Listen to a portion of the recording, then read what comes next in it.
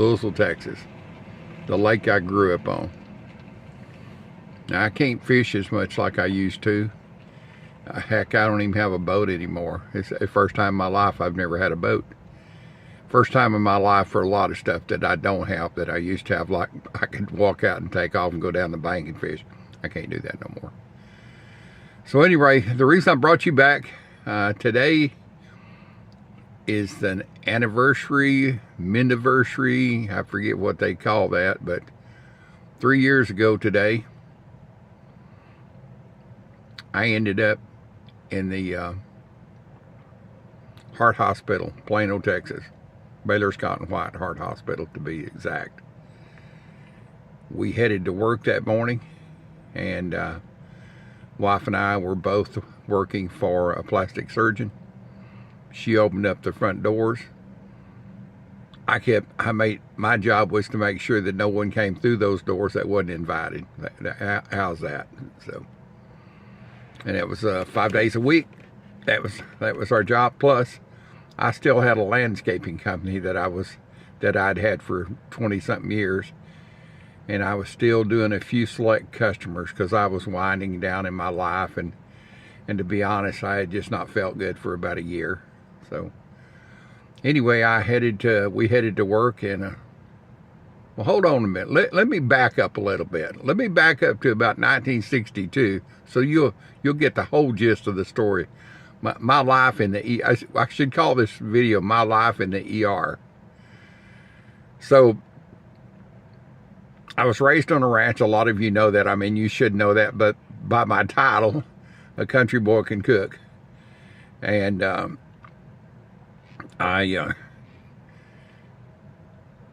my dad and I broke wild Mustangs. We would go to Mexico and pick these Mustangs up.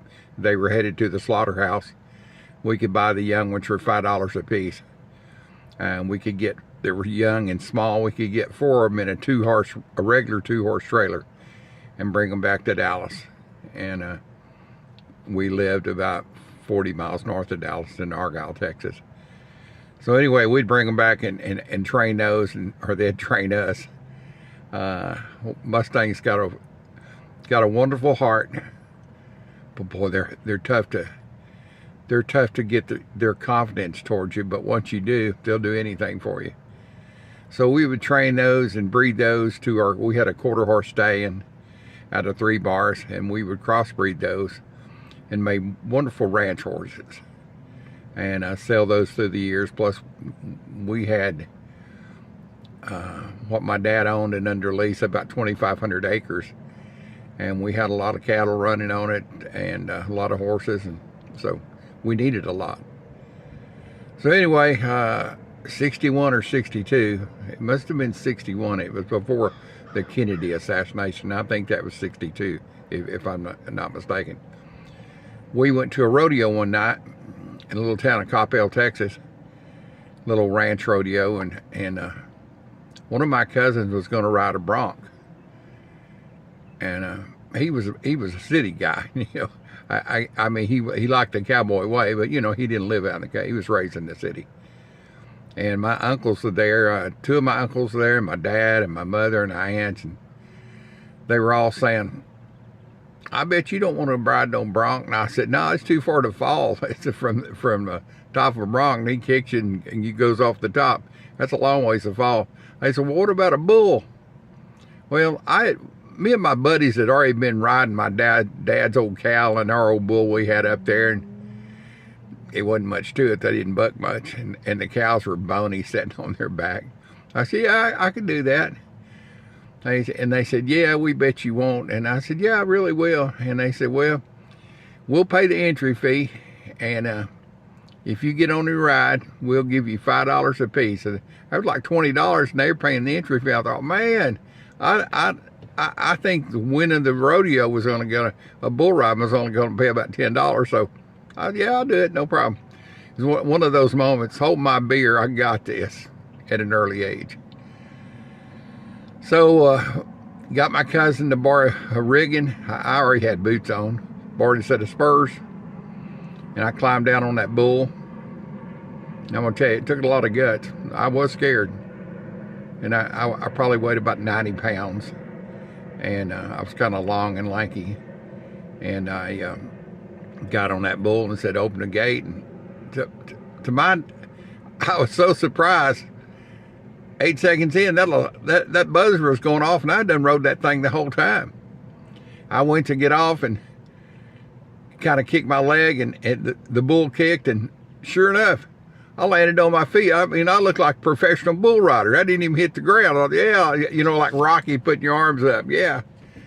So they got me in the life of bull riding. I mean, that stuck like, oh man, I got to go do this. Well, about 3 weeks later, I was in Decatur, Texas. My mother and dad, I mean, of course, I wasn't driving. I was just a kid. We went to a big rodeo up there. And I got on a Bramer that had some pretty sharp point horns for a Bramer. They were straight out. I think it was a crossbreed.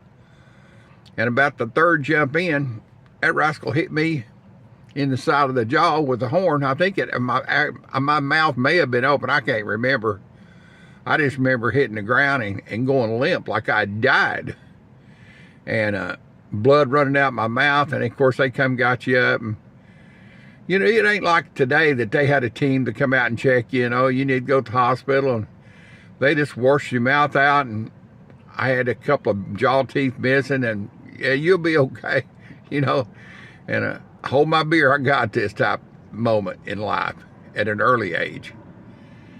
And so that didn't slow me down. I just kept on going. I rode bulls until through college, up to the first part of my college years. And then I got married, and that was kind of the end of my, I went over to, at that point, I was about 200 pounds. I was big for a bull rider, but I could still do it.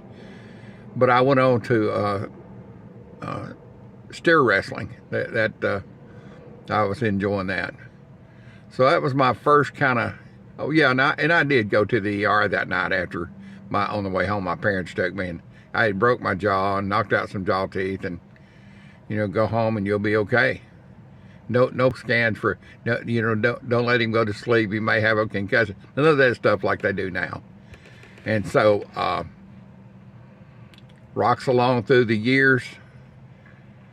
My coaches in high school, my nickname was Butcher. I know this is a long story, but you need to know everything so you'll understand. It was Butcher, and because I was always breaking something or cutting someone else or breaking somebody.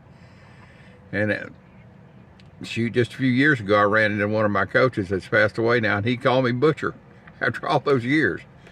So that's what I was known by. I broke my right arm the first day of school, at high school. I broke my right finger in basketball later that year. The summer of that following year, I was on a motorcycle and I hit a car. Almost bought it at that point. I stayed 4 months in a body cast. My right leg was almost gone. I had an old Army doctor, and he sewed that rascal back on and put some plates and stuff in it. And all through the years, I kind of walked like that John Wayne swagger. Well, because my leg was a little bit shorter on the right side, but I had that walk. But I survived. Broke my arm again. I broke my left shoulder. I mean, I've been cut and bruised. I shot myself hunting on a hunting trip one time, being stupid. Shot my little toe off with a .22. Had my big toe when I was a little kid cut off with my cousin on a swing set accident. And she calls me Nine Toes, and I refer to her as Toe Chopper still. So I've been around as far as the medical stuff. I should have been a doctor because I've learned enough about it to understand. So anyway, back to the story of what I was doing. We were going to work that morning. Oh yeah, but by the way, 5 years prior to that, I'd went into heart failure. Just a minor detail. I went into heart failure, and hold on just a minute. I gotta give me some coffee. It's early.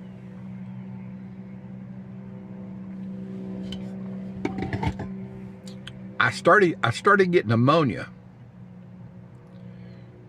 Pneumonia, as they call it, as it's written out, but pneumonia. And about every 3 or 4 months, I'd get a case. I'd end up in the hospital and spend the night, or they'd send me home with some strong drugs. And then one time, my wife was out of town, and I got to feeling rank. I went to one of these little minute clinic things, and they said, you need to go to the hospital. I said, well, okay, well, I'll drive myself. No, we're going to have a call an ambulance. I always love that when people call them ambulances. I'm not sure how that comes around, but I love that sound, ambulance. And I said, no, I'll drive myself. I said, can't leave my car here. I got dogs at home I need to take care of. My wife's out of town. They said, well, promise you'll go straight there, which I did. And I parked my vehicle. And sure enough, they admitted me.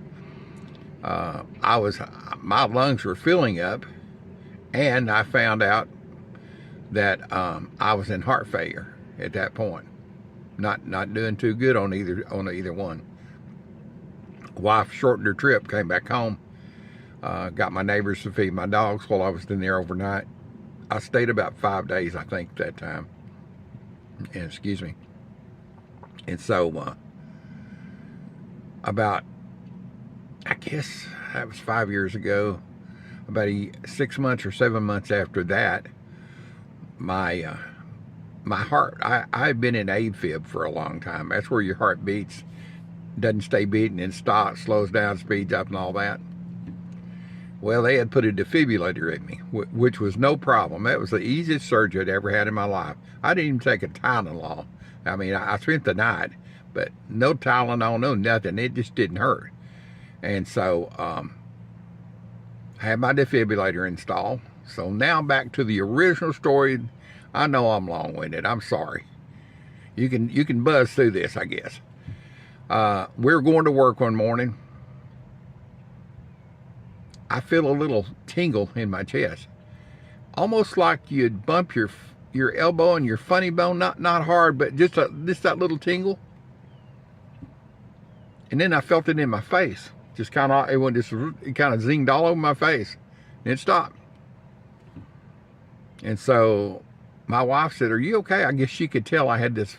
I mean, it's dark, 5 in the morning, but she could tell something was going on. And I said, "Yeah, I don't know. I've had the funniest feeling."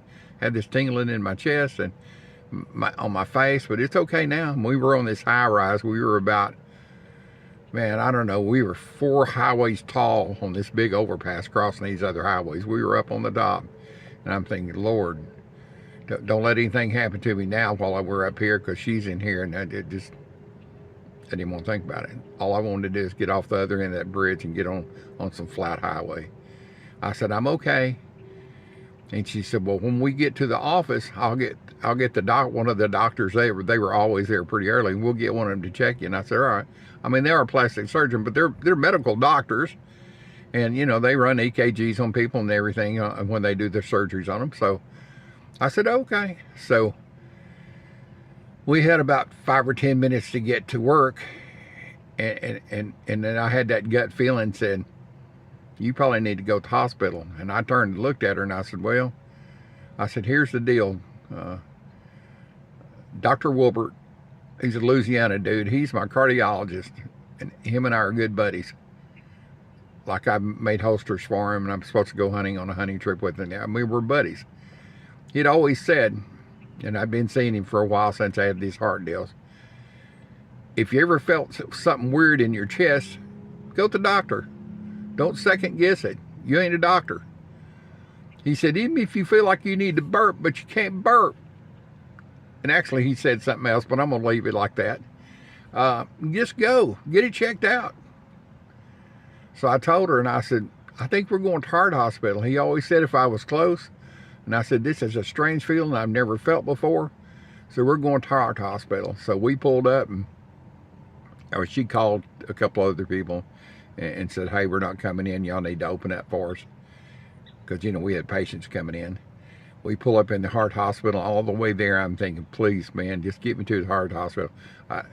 She doesn't drive very good. She can drive great, but she doesn't see very well. And especially early in the morning. And so, just get me to the Heart Hospital so I'll be okay. And I know I'm not going to wreck her out. And sure enough, we got there, and I pulled up right into the emergency room doors, and right where the ambulances came out, she ran in, and they came out with a wheelchair, and I got up out of the driver's seat and sat in the wheelchair, and she said, "Now where can I park?" She was asking the attendant, and I told her, I said, "Well, there's a sign right there. It's right beside where I park.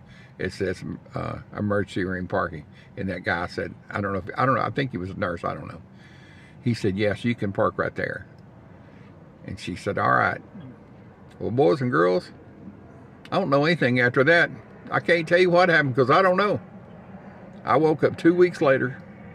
My wife said I had been awake talking and answering questions, but I don't remember it. I went out of it. I went into ventricular, I think they call it VTach. It's where one side of your heart starts acting up and the other side doesn't, and they're not talking. And matter of fact, when I woke up 2 weeks later, I was trying to set up, and the doctor was talking to me, and then he said, "Can you wiggle your legs?" And I said, "No, sir." I said, "Have I had a stroke?" He said, "No, you went into ventricular whatever." I'll find that word and I'll put it across the screen. I said, "I don't even know what that is." He said, "Well, you want layman?" He kind of explained something, and I kind of looked at him. He said, "You want the layman's term?" And I said, "Yeah, I really do. Yeah, I'm an old country boy." He said, "Well, you got two sides of your heart. Two sides of your heart. One side does one thing, one side does the other. They talk to each other and say, well, we're doing this, you're doing that. They get along fine. Well, yours got pissed off at the other one side to the other side. Excuse my language. I'm just telling you what he said. One side got pissed off at the other side, and they stopped talking and had a fight, and you're the loser." I didn't know at that point I'd almost been dead for 2 days right after that day they brought me in. I mean, I was gone. My heart failure, there's a number they measure. It was like at 20% or something like that. My kidneys were shutting down. I mean, and matter of fact, the surgeon told my wife, I think that night or 2 nights later, I can't remember what she said, that pray for a miracle, because if I made it through the night, I would probably be okay. But he wasn't sure if I could make it through the night. But I did. And 2 weeks later, I kind of got some senses and woke up and talked to him. And he said, "We need to get you up to therapy." And he said, "You're going to have a long road." And I said, "Okay." I said, "And I'm going to be able to move?" And he said, "Yeah, I think so. We'll try it a little bit at a time." So I stayed in the hospital about 3 weeks, I think, total. I had to wait till a therapy had an opening. Physical therapy, a rehab hospital is really what it was. And of course, they took me over there on a gurney and put me in a bed. And, you know, I wasn't even sitting up at that point. And the guys came in that afternoon, the nurses and the doctors over there, and told me what the plan of treatment was. They're going to try to get me up on the side of the bed so I could sit up. I said, "Man, that would feel good. Can I get up and try it now?" I couldn't even raise up in the bed. That's how far I was going. And when I went in therapy, and I'm going to put some pictures up. If you don't want to look at them, you get to this point, you don't want to see some pictures, just shut your eyes. You can listen. But I almost weighed 500 pounds. A lot of fluid. I've always been a big boy. When I come out of when I went in the service, I weighed 210 pounds. When I was in high school, I weighed 210 pounds. I've been a big boy all my life. I'm 6'2". When I come out of the service, I weighed 228 pounds. I gained weight, muscle mass. I've always been very physical, done outdoor work. I mean, you know, no paperwork for me. Just hard over working with these old hands, making a living. So I almost weighed, it's funny that the beds have a scale built into them. And I weighed 492 pounds, I think, if I remember right. And my legs looked like they had been burnt, and I'll put my pictures up now. They looked like they had been burnt by a blowtorch. Burnt. What has happened? They were dying. And they were just, well, you'll see the pictures. So So anyway, they tried to get me up on the side of the bed, and they did. 3 of them set me up, and I started my transformation at that point. And I couldn't sit up. I couldn't stand up for sure. I tried, and they helped me, and they said, "Oh yeah, you stood up a little bit." I think they were being cheerleaders, and they lied to me to give me incentive. But every day they would do that, and pretty soon they said, "Well, we're going to start some physical therapy for you." And I said, "Well, I got a question." I said, "I need to go to the restroom. Bathroom. What do I do?" And they said, "Well, same thing you've been doing." I've been a cowboy, a tough man all my life. And they said, "Well, you got a diaper on." I said, "Oh, crap." I was so out of it, I didn't even know when they would come in and change me. I mean, I'm sorry, this is a lot of information, but you need to know what I went through. That way, if you have someone in your life that's going through this, or you go through it, that there is light at the end of the tunnel. So I said, "All right." I said, "Well, what about, can I go like the regular restroom? My stomach feels kind of funny." And they said, "Yeah, wait just a little bit." So about 10 minutes later, it's about, and by then I was getting up on a walker, or at least able to stand up on the side of the bed and to get in a wheelchair. And they said, "Yeah." So this little girl came in with a wheelchair. I thought she was an aide. I didn't realize she was a physical therapist. And she said, "I understand you need to go to the restroom." And I said, "Yes, ma'am." And like I say, she looked like she is 15 years old. Like she was probably in her 20s. And I had seen her before in my room, but not a lot of interaction. And she said, "Well, let's just get you in this wheelchair." So we edged over in the wheelchair, and she said, "I'll push you to the bathroom." And of course, they had these grab rails and all this stuff. And I said, "Well, I got a question now. What happens?" She said, "Well, you just ring that little bell. There's a little bell there, and I'll come in and clean you up." I know there's a lot of information, I mean, but you need to know this, what people go through. This is real life stuff. I said, "Who's going to come in and clean me up?" She said, "I will." I said, "Oh my God." I'm thinking, what? And I told her, I said, "I am so sorry that you have a job that you had to come and clean the butt of an old dude like me." She said, "Honey, I got it. No problem." I said, "All right." So she said, "Once we get there, I'm going to give you a shower." And I said, "You're going to do what?" She said, "Yeah, I'm going to give you a shower." So by the time she was through with the shower, where we were talking rock, she likes old rock and roll like of course, I played in a rock band. We got along fine. I mean, she was my go-to girl. That's the weirdest thing to form a relationship. Of course, I guess anybody cleaning your butt and giving you a bath, you need to have some kind of a relationship with. I started going to physical therapy.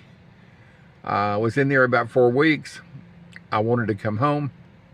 I could not come home unless I was able to walk up 1 stairs. And I have the video, and I'll overlap it. I tried one afternoon, and I didn't, because I'm in heart failure. I don't have a lot of energy. I still don't have a lot of energy, even though my heart's better and stronger. That's why you don't see a lot of videos in the evening with me. So I took in, man, I've been running 25 minutes. Damn, I'm a mouthy old dude. Anyway, I tried, and I couldn't get up 1 step. Couldn't lift my leg big enough or tall enough or whatever. I said, "Come back in the morning when I got some energy." So they were back there at 6 in the morning.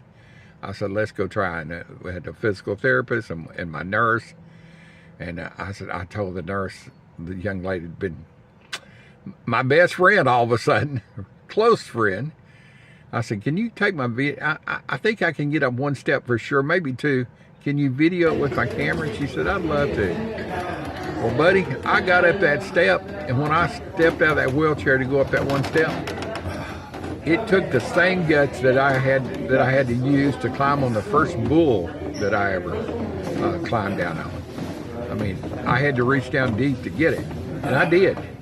I didn't go up 1 step or 2 steps. I went to the top of all of them. I wanted to ring the bell when I got to the top. Like, yay! You'll see it in the video. And then I went back down those same step and got in the wheelchair. And that told me that was day before, 2 days before Thanksgiving. They said, well, you'll get to go home. We got to get a doctor to come in, and it'll probably be after, because everybody's on vacation. And so Friday after Thanksgiving, wife was there on Thanksgiving with me. She'd just come and spend the night. They were out of bed for her, and he came in and said, you can go home. And she said, well, I've already got your bed set up. She had called this company, and my insurance had paid for a bed, a hospital bed. She said, I've got it in the house. We're just waiting on you. And I said, all right. I said, I think I can walk in the steps. And the doctor said, oh no, they'll put you on a gurney to get you in and get you in your bed anyway. I said, all right. So got me home and got me in bed. And my bed, the only place my wife could figure out where to put it, they moved our dining room table over, and it was right there, almost in front of our front windows. I looked like a monkey in a cage on display, but I didn't care. I was home. Oh my God, I've been gone 2 months. I had my dogs, my wife, and I didn't care. I started walking with, trying to think. Oh, I started walking on my walker, and before you knew it, I kicked the walker away and walked with the cane a little bit. And here I am now, walking and talking and wasting a lot of people's time telling y'all this story to get around that today is my anniversary of when all of this got started, when I went in the hospital and nearly bought the big one. And the bottom line to all this story, if you got somebody that needs help and they're struggling and they said, no, I just can't make it, yeah, share my story with them. Say, hey, here's an old dude and he made it. Because that's what it takes sometimes. Just saying, kicking the butt and say, you can do it, and keep on. You know, try for 1 inch, try for 2 inches. Anyway, that's what I do, and that's the reason I make my videos. Every day when I make videos, that's me striving to do one more thing, reaching out to one more person, trying to tell my story so that another person, if they're going through this, maybe they'll see and say, I can do this if this old dude can do it. So I appreciate y'all being here. If you got someone that you know that's struggling, send them this video and say, hey, this is an old long-winded dude, but he does have a good message and it turns out okay. And I'll say, if you don't want to see those pictures, just shut your eyes. I'm going to put several photos and a video up across this of me going up the stairs and some stuff like that. So, and I will put one of about my legs. So they look like crispy critters, but they look pretty good. I mean, I ain't going to win no model contest with them right now. But I'm going to get back to my sweet spot out here at the lake and enjoy my day. So y'all have a wonderful day. Thanks for watching and being on my videos. I appreciate it.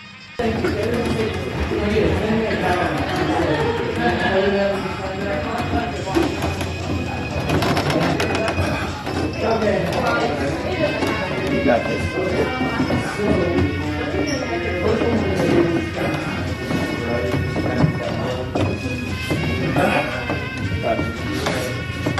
Get up here. Turn. Take a little standing arch break, okay? I'm gonna lean up against the wall. Okay. That's good. You got this. Okay? I'm ready. All right. Now you're coming down. If you need to sit down, you can. Okay? So when you're just doing a couple steps, you can back down? Huh? Yeah, backing down is fine. But if you, yeah, but normally when you go up, you're just going up. Sorry, okay. You know what I mean? Yeah.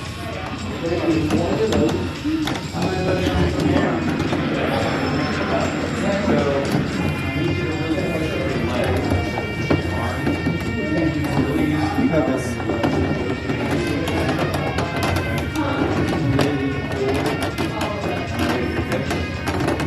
And this is the part where don't rush it. Still go slow. I can tell he did it.